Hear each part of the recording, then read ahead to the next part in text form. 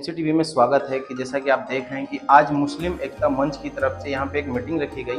जो सरवर चिश्ती की head speech दी गई थी उसके विरोध करने वाले के खिलाफ लेकर आज समर्थन करा लोगों ने सैयद सरवर चिश्ती को। और मुस्लिम एकता मंच की तरफ से जो मीटिंग रखी गई, इस मीटिंग के अंदर काफी लोग मौजूद थे, हर एक समाज के लोग मौजूद। हमारे आपस का नहीं है लड़ने का, चाहे वो कोई भी हो। अब मैं खुल के बोल रहा हूँ, चाहे वो दीवान साहब हो, चाहे हमारे खादिम साहब हो, कोई से भी, चाहे हम हो, चाहे हमारी आपस की लड़ाई हो। हमको आपस के अंदर हमारी लड़ाई घर में रखनी है। हमारे को समाज के लिए उतरना, समाज के लिए कुछ करना, कौम के लिए कुछ करना है, तो हमको एक होना पड़ेगा।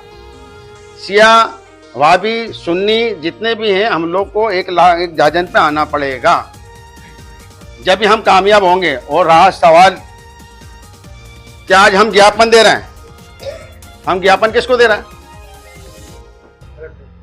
नहीं, ज्ञापन किसको दे रहे हैं? हम केंद्र में राष्ट्रपति को दे रहे हैं, प्रधानमंत्री को दे रहे हैं, या मुख्यमंत्री को दे रहे हैं? किसको दे रहे हैं? जो हम ज्ञापन दे रहे हैं और जिसके लिए दे रहे हैं, तो वो तो उन्हीं के तो लोग हैं।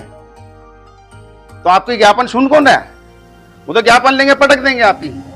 हमको तो फैसला हमारे को अपने आप ही करना है। और रहा सवाल दरगाह बाजार में जो अभी भाई ने कहा हुआ, तो ये भाई साहब हर मुसलमान का फर्ज बनता है, बच्चे बच्चे का फर्ज बनता है कि हुजूर की शान के अंदर जो गुस्ताखी करेगा उसको बख्शा नहीं जाएगा। जो गरीब नवाज की शान के अंदर गुस्ताखी करेगा उसको बख्शा नहीं जाएगा। जो साहिब मजार को बुजुर्ग के मामले में बोलेगा गलत, उसको भी नहीं बख्शा जाएगा। जो मस्जिद के लिए बोला जाएगा उसको भी नहीं बख्शा जाएगा, चाहे कोई भी हो। मगर सवाल यह है कि हम नहीं बोलेंगे, किसी को लीडर नहीं मानेंगे, तो फिर किसको मानेंगे? एक को तो मानना पड़ेगा, जो आवाज उठाएगा उसको तो मानना पड़ेगा, उसके पीछे तो चलना पड़ेगा। चाहे वो सरवर साहब हो, चाहे नईम भाई हो, चाहे एहसान भाई हो, चाहे फरीद भाई हो, चाहे कोई भी हो, भाई चलना तो पड़ेगा। यूं कि वो हमारी आवाज बने। समाज की आवाज कौन बनेगा? उसमें से एक लीडर हुआ। समाज के लिए तो सबको बोलना है, चीज के लिए सबको बोलना है, मगर आपको मानना पड़ेगा। जब हम समर्थन करते हैं जो हुजूर की शान के अंदर जो गुस्ताखी करेगा, जो गरीब नवाज की शान में गुस्ताखी करेगा, किसी चीज के इस्लाम के गुस्ताखी करेगा, जो उनके खिलाफ बोलेगा, हम उसके साथ हैं, उनका समर्थन है हमारा। चाहे वो सरवर भाई हो, हमारा समर्थन है। चाहे आप कोई भी हो, हमारा समर्थन है।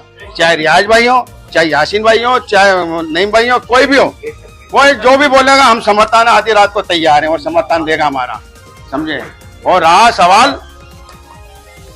सवाल कि हमारा जो है एक जाजन पे लाना एजुकेशन, जैसे भाई साहब ने बोला, हमारे अब्बासी भाई ने बोला, शकील भाई ने, एजुकेशन भी जरूरी है। और रियाज भाई ने बोला जैसे वो हमारे को वकील, हमारे को डॉक्टर भी चाहिए, वकील भी चाहिए।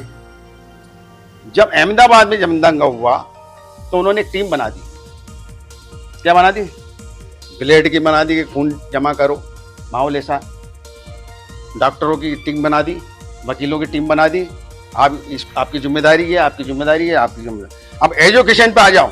एजुकेशन के ऊपर कोई गरीब बच्ची है जो 85 ला रही है, और 90% ला रही है, 70% ला रही है, ये ला रही है, और वो गरीब है, वो आगे पढ़ना नहीं चाहती है, उसका पैसा ही नहीं है।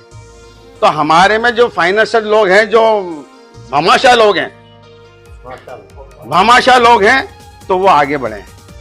ये आखिरत का काम है, ये आखिरत का काम है। आपने एक हज कर लिया, किसी गरीब को पढ़ा दिया, आपने एक बच्ची की शादी कर दिया, एक हज कर लिया आपने। ये इस्लाम ये कहता हमारा।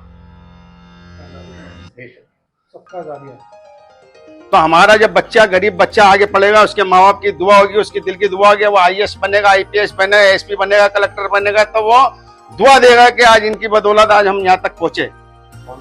कौम के लिए काम करेगा वो। आज आपको एक बात बताता हूँ, रतलाम के अंदर दंगा हुआ, दंगा कराने की कोशिश करी, रतलाम के अंदर दंगा कराने की कोशिश करी। SP साहब ने सही जांच करी, सुनिए, SP साहब ने सही जांच करी। जो उधर मचा रहे थे कि मुसलमानों को बंद करो, उन्होंने पत्ता चला, फलाना चला, ढिमका चला, हम यूं कर देंगे, तोड़ फोड़ कर दी, उन्होंने गाड़ी में जला दी, फलाना जला दी। SP साहब बड़े सुलझे हुए थे, और नसीब से वो उर्दू भी पढ़े हुए थे। मुसलमानों से टच भी थे, मतलब उनका पढ़ाई लिखाई जो थी ना वो थी। मगर उन्होंने एक बात की कि यार ये उधम अचानक थाने से हिल नहीं रहा, रात भर हो गई, साले तोड़ फोड़ कर रहा है। उन्होंने कह सारे कैमरे बने के मस्जिद पे पत्ता चले, फलानी जगह पत्ता चले।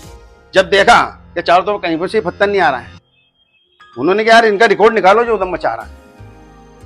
2 हिजड़े थे उसमें, पता चला कि ये तो हफ्ता वसूली करते हैं, ये तो मंत्री का आदमी है जो रिपोर्ट लिखवा रहा है, ये प्रचार करता है मंत्री का। एसपी साहब ने उठाया कि इसको जेल में अंदर डालो, बैरिंग में। सुबह मंत्री जी आगा, कह रहा मेरा आदमी को मंत्री का, तो क्या बिरयानी खाता है क्या? उसका ट्रांसफर कर दिया, ट्रांसफर करने के बाद उसने जीआरपी में कर दिया। वहां पे भी वो बजरंग दल के लोग पहुंच गए कि हम तेरे को रहने नहीं देंगे, यहाँ पे तेरे ड्यूटी करने नहीं देंगे, तो मुसलमानों के साथ मिला हुआ। तो ईमानदारों को भाई ये भी होता है जो हमारे हमदर्द भी है। जैसे भाई ने बोला, हमारे रियाज भाई ने बोला कि और लोगों को भी साथ में। रियाज भाई की एक मीटिंग हुई थी, मैं गया था। उस मीटिंग के अंदर बाल्मी समाज के लोग थे, एसटीसी लोग थे, और वो तो वहाँ पे उन्होंने एक बात की कि जहाँ मुसलमानों का खून बहेगा तो वो हम उसके साथ खड़े नहीं हो रहे हैं। सबसे कमी तो हमारे में ये है, सबसे बड़ी कमी हम लोगों में क्या है कि भाई अब इनके ऊपर परेशानी आई तो ये निपटेंगे, यार हमें क्या पड़ रही, अपने ऊपर आएगी जब अपन देखेंगे। हम अपनी बारी का इंतजार कर क्यों रहे हैं? सबसे पहली बात तो ये, हम क्यों अपनी बारी का इंतजार कर रहे हैं कि इसका आज इसका नंबर है, कल उसका आएगा, परसों अपना आएगा, जब देखी जाएगी। तो पहले तो सबसे पहले हमें अपने दिमाग से इन चीज़ों को निकालना है कि भाई अगर रुस्तम भाई के साथ कुछ हुआ है, हुमायूं भाई के साथ कुछ खड़ा हुआ है, तो हमें सबको जाके उनके साथ खड़ा होना, उनकी आवाज़ उठानी है। उनके साथ अगर कोई ज्यादती हो रही है तो हमें घेराव भी करना है, प्रदर्शन भी करना है, और जहाँ सबकी ज़रूरत पड़े 1000-2000 आदमी इकट्ठे करने की, तो एक दूसरे मिलकर अपने अपने रिश्तेदारों को तो कम से कम बुला सकते हैं ना भाई। हर एक के साथ में 5-10 आदमी तो जुड़े रहते ही हैं। आपके मोबाइल में भी 10-20 नंबर तो हर एक के होते ही हैं। आप अगर अपने मोबाइल से अगर 5 आदमी को फ़ोन करोगे तो 4 तो आएंगे, 4 नहीं तो 2 तो आएंगे, 2 नहीं तो 1 तो आएगा ना। तो हमारी अपने आप ही एक यूनिटी बन जाती है। और आजकल ज़माना है भीड़ तंत्र का। सबसे मेन चीज़ मैं आपको बता दूं, जिसकी भीड़ ज़्यादा होती है उसी की सुनी जाती है। आपके पास अगर भीड़ है तो आप चाहे कुछ कर सकते हो, कानून भी हाथ में ले सकते हो, कोई आपको बोलने वाला नहीं। यही आज हिंदुस्तान के अंदर हो रहा है। हर जगह आप देख लो, जहाँ 1000-1500 आदमी हुए, कहीं भी हमला कर देते, कहीं भी आगजनी कर देते, कहीं भी लूट मार मचा देते हैं, उनके खिलाफ कोई कार्रवाई नहीं होती। क्यों कि प्रशासन, सरकार, अधिकारी सब घबराते हैं कि यार अभी इतने वो ज़्यादा नहीं हो जाए बवाल, जो या ना उसको मैटर को उस जो क्लोज करने में लगे रहते हैं कि किसी भी तरीके से इसको मामले को शांत किया जाए।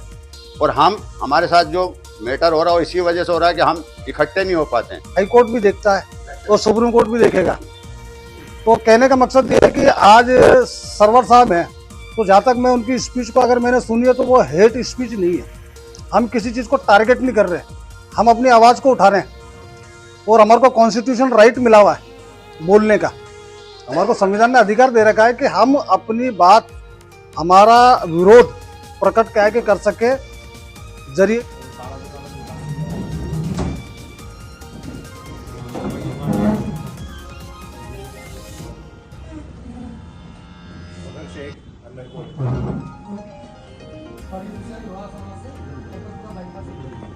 आज हमने मुस्लिम एकता मंच के बैनर तले एक मीटिंग रखी है मिनिस्टिक होटल के हॉल के अंदर। हमारा मकसद था लोगों को एक करना, और जो लोग हमारी आवाज़ उठाते हैं, जैसे सरवर साहब हमारी आवाज़ उठाते हैं, हम उनका समर्थन करते हैं पुरजोर से। और जो लोग वक्फ बिल हुआ या नबी पाक सल्लल्लाहु अलैहि वसल्लम की शान में को गुस्ताखी करता है या हुजूर गरीनाज की शान में को गुस्ताखी करता है, उन लोगों के खिलाफ कोई कार्रवाई नहीं करते हैं और वक्फ बिल का समर्थन करते हैं। जो लोग हम उनका विरोध करते हैं, चाहे वो सज्जादे हों चाहे कोई भी हो, हम उनका विरोध करते हैं। और हम सरवर साहब का समर्थन करते हैं। वो मुसलमानों की आवाज़ बने हुए सरवर साहब, वो कोई हेड स्पीच नहीं देते हैं। ये बोलना भी अगर हेड स्पीच है तो फिर हेड स्पीच क्या होती होगी। तो मैं अब्दुल नईम खान, मुस्लिम एकता मंच।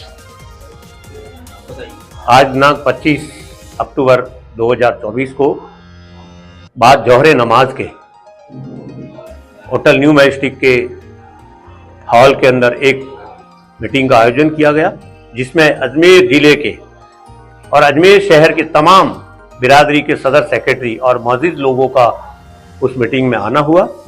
मीटिंग का मेन मौजू यही था कि आज हमारे ऊपर जितने भी ये बेतुके हमले हो रहे हैं, वाहियात बातें हो रही है, उस दौरान को लेकर के आज हमारे बड़े बुजुर्ग और सभी समाज के मौजूद लोगों ने और अध्यक्ष सदर सेक्रेटरी ने मिलकर के आज एक मीटिंग का आयोजन किया, जिसके अंदर इस बात का ये एजेंडा लिया गया कि ये जाति हमले क्यों हो रहे हैं, बेतुके हमले क्यों हो रहे हैं, और प्रशासन को कुछ समय पूर्व दरगाह के निजाम गेट से एक मौन प्रोटेस्ट का सरवर चिश्ती साहब के सानिध्य में और दरगाह के मौजूद खादिमों के टीम के सौजन्य से एक ज्ञापन और एक प्रोटेस्ट का आयोजन किया गया था, जिसके अंदर भी प्रशासन को इस बात से अवगत कराया गया कि ये हजूर की शान में जो गुस्ताखियां हो रही है, सरकार गिरी नवाज की शान में जो गुस्ताखियां हो रही है, इसके लिए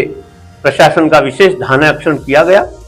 और आज पुनः इसी पुनरावृत्ति में सभी समाज के अजमेर के मौजूद लोगों ने उसी पुनरावृत्ति के लिए एक मीटिंग का आयोजन किया गया, जिसमें करीब 60 से 70 मौजूद लोगों ने भाग लिया है। और आने वाले समय में प्रशासन को इस बात से अवगत कराया जाएगा कि इस तरह से ये बयानबाजी, बेतुकी बयानबाजी के ऊपर प्रशासन लगाम लगाए। और हमारा मेन, हम चाहते हैं देश के अंदर अमन और शांति बनी रहे। हम सभी हिंदू, मुस्लिम, सिख, ईसाई भाई भाई, ये देश हमारा है, हम सबका है। हम सब मिलजुल करके इस देश की सौंदर्यता को बढ़ाए। हमारा मेन मकसद ये है, हमारा कोई ऐसा मकसद नहीं है जिससे कि देश के अंदर कोई विद्रोह की भावना जाए। आज हमारे देश के अंदर दंगे फसाद, लड़ाई झगड़े होने से हम कितने पीछे जा रहे हैं। एक तरफ हम विकसित भारत की बात करते हैं और एक तरफ हम कितना पीछे जा रहे हैं। मोदी जी का नारा सबका साथ सबका विकास, हम इसमें बहुत विश्वास करते हैं। हम कानून में बहुत विश्वास करते हैं। कानून के सीमित दायरे में और कानून के पालना के अंदर हम हर कार्य को करना चाहते हैं। बराए मेहरबानी प्रशासन से हम ये आगाह करते हैं, ये विश्वास करते हैं कि हमारी बात को नजरअंदाज न करें और मद्देनजर रखते हुए देश के अंदर अमन शांति का पैगाम दिया जाए। मैं यासीन खान सिलावट, अध्यक्ष Silawat charitable trust Ajmer. Cameraman Moin Gori के साथ मैं फैयाज अंसारी, अजमेर।